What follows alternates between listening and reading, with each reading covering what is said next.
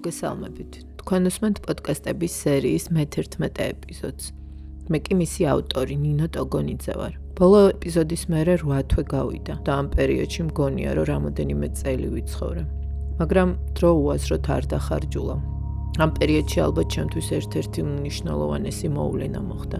შენის პლატფორმა ფიზიკურ ფორმაში გამოვავლინეთ და შესაბამისად ჩემი მთელი ენერგია ამ სივრცის შექმნისკენ იყო მიმართული.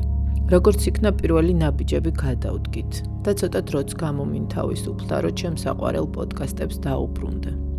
პოდკასტის სახელი ბიჭებს გადაულოცე და ამ ეპიზოდიდან შენი პოდკასტის ნაცვლად ჩემ პოდკასტების სერიას გზა შენამდე ერქმევა. ეს ცვლილება სინქრონულად დაემთხვა მე-11 ეპიზოდს, რაც ეზოთერულად ახალი ციკლის დასაწყისს აღნიშნავს.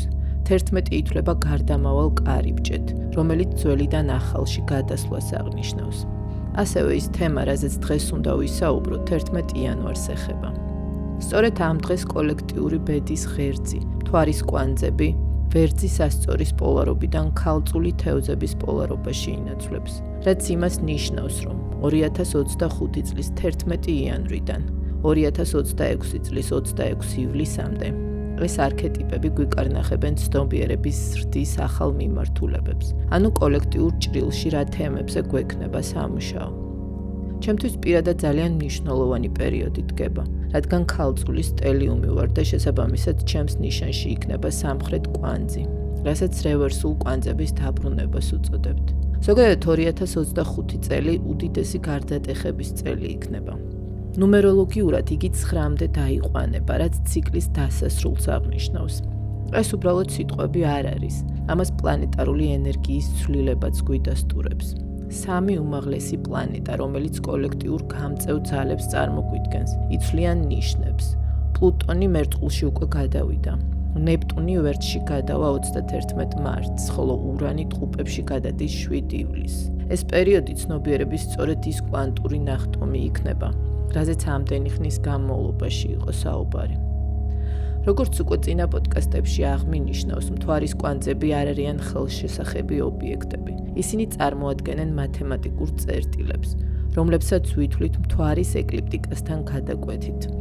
ყოველ ჩვენთაგანს გვაქვს სულის კარმული პროგრამები, რომლებიც ნაჩვენებია ჩვენს პირად კოსმოგრამაში, კარმული კვანძების მდებარეობით. და ამავე დროს კოლექტიურ დონეზეც გვაქვს საერთო ევოლუციური გზა, რომელიც აღინიშნება მთვარის კვანძების მდებარეობით იმ მოცემულ მომენტში. ეხლანდელი მთვარის კვანძების მდებარეობა ასევე უკარნახობს თუ რომელ ზოდიაქალურ ნიშნებში მოხდება მთვარის დაბნელებები წელიწად-ნახევრის პერიოდში, რომლებიც ჩვენს ცხოვრებაში მოგვიტანენ საბედისწერო მოვლენებს და გარდაუვალ გამოწვევებს. ჩრდილოეთის ასევე აღმავალი კვანძი წარმოადგენს თუ რა მიმართულებით უნდა განვითარდეთ კოლექტიურად. იგი ყოველთვის მდებარეობს სამხრეთ კვანძის საპირისპირო ზოდიაქოს ნიშანში, რომელიც აღნიშნავს თუ რა კარმისგან უნდა გამთავისუფლდეთ. ყოველ ზოდიაქალურ არქეტიპს აქვს მაღალი და დაბალი გამოვლინებები. ამ კონკრეტულ კვანძების აქსისზე ჩვენ კოლექტიურად გვეძლევა შანსი, რომ თევზების არქეტიპი უფრო მაღალ ევოლუციურ საფეხურზე გამოვავლინოთ და ამავდროულად განკურნოთ ქალწულის არქეტიპის ჭრილოვანი გამოვლინებები. ეზოთერულ ასტროლოგიაში იზიდას სიმბოლო მჭიდროდ არის დაკავშირებული ქალწულის არქეტიპთან. ეს ნიშანი განასახიერებს გონების, ემოციებისა და სხეულის სინთეზს. ქალწული არის აღმზრდელი დედის არქეტიპი, რომელიც ყოველდღიურობაში სულის ზრდისთვის საჭირო ინფორმაციას აგროვებს. იზიდას სიმბოლიკა ასევე ასახავს იზიდას ფარდას, რომელიც ილუზიების მოხსნასა და ჭეშმარიტების აღმოჩენას ნიშნავს.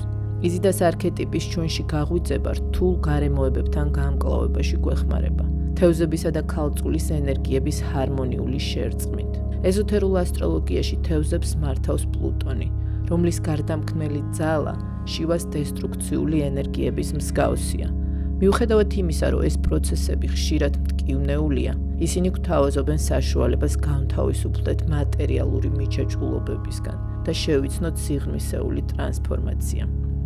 თევზებისა და მისი ეზოთერული მმართველის პლუტონის ღრმად გააზრებით შეგვიძლია დავძლიოთ ტანჯვა, რომელიც დაკავშირებულია იმის აღიარებასთან, რომ ჩვენი პიროვნება არ არის განცალკევებული ჩვენი სულის არსისგან.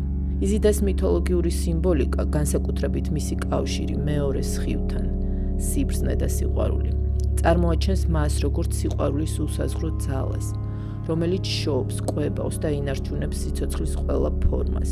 მეორე სხივის ეს გამოვლინება გვიკვალავს გზას, ჰარმონიასა და სისრულისკენ და შთაგვაგონებს ღრმა, სულიერი კავშირის დამყარებას საკუთარ თავთან და ცხოვრების უფრო მაღალ გამოვლინებაში აყვანისკენ.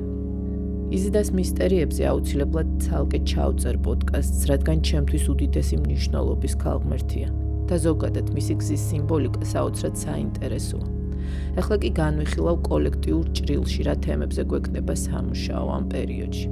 ნოდალურ ცვლილებას, გარდა იმისა, რომ არქეტიპული ენერგიების ცვლილება შემოაქვს, ასევე იცვლება ასტროლოგიური ჯვარიც.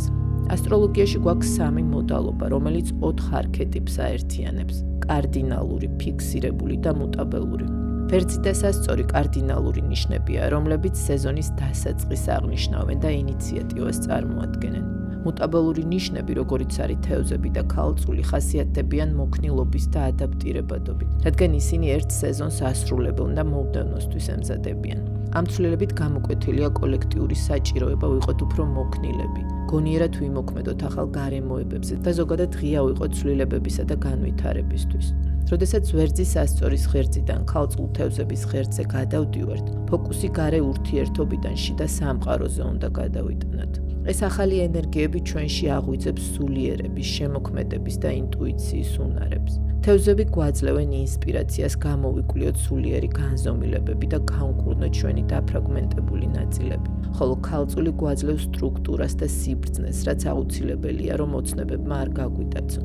ქალწულის ნიშნით წარმოდგენილი დაღმავალი კვანძი მიანიშნებს, რომ წარსულში როგორც ინდივიდუალურ, ასევე კოლექტიურ დონეზე განსაკუთრებული ყურადღება გამახვილებული იყო კონტროლზე, ზედმეტ კრიტიკულობაზე, შიშების შეცდომის დაშვებაზე, ობსესიურ ნერვიულობაზე, კონკრეტული სცენარების განვითარებაზე და ასე შემდეგ. ამ პერიოდში ევოლუციური ძალები მოგვიწოდებენ ყურადღება გავამახვილოთ სულიერ მხარეზე. თევზების სიმბოლოა თანაგრძნობის და სამყაროსთან ერთიანობის.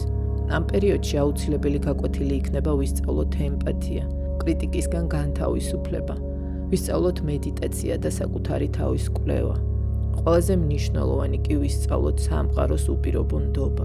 გავაცნობიეროთ, რომ ჩვენი მერკურისეული ინტელექტით უმაღლესი გონის ჩანაფიქრს ვერ მიუწვდებით და ვისწავლოთ მოლოდინების გაშვება და პროცესების მინდობა. თევზების აღმავალ კვანძთან დაკავშირებული კოლექტიური სვლა შეიძლება არ იყოს მარტივი. შესაძლოა გაჩნდეს სირთულეები. თევზების მმართველი პლანეტა ნეპტუნი ხშირად გვასწავლის გაკვეთილებს ილუზიების მსხრევით. დაღმავალი ქალწულის და აღმავალი თევზების მთვარის კვანძების გავლენა მიუთითებს იმაზე, რომ კოლექტიური ცნობიერება უნდა გადაადგილდეს კონტროლისა და კრიტიკის ფოკუსიდან სულიერ, ჰუმანურ და ერთიან ხედვაზე. ეს არის დრო, როდესაც საზოგადოებამ უნდა ისწავლოს საკუთარი თავის და ერთმანეთის მიღება, თანაგრძნობა და ნდობა სამყაროს მიმართ. თევზების ენერგია მოგვიწოდებს დავამსხვრიოთ ილუზიები და დავიწყოთ ახალი სულიერი ეპოქა, რომელიც ჰარმონიულად აერთიანებს ადამიანის მატერიალურ და სულიერ საჭიროებებს. დღეისათვის სულ ეს იყო. მომავალ შეხვედრამდე.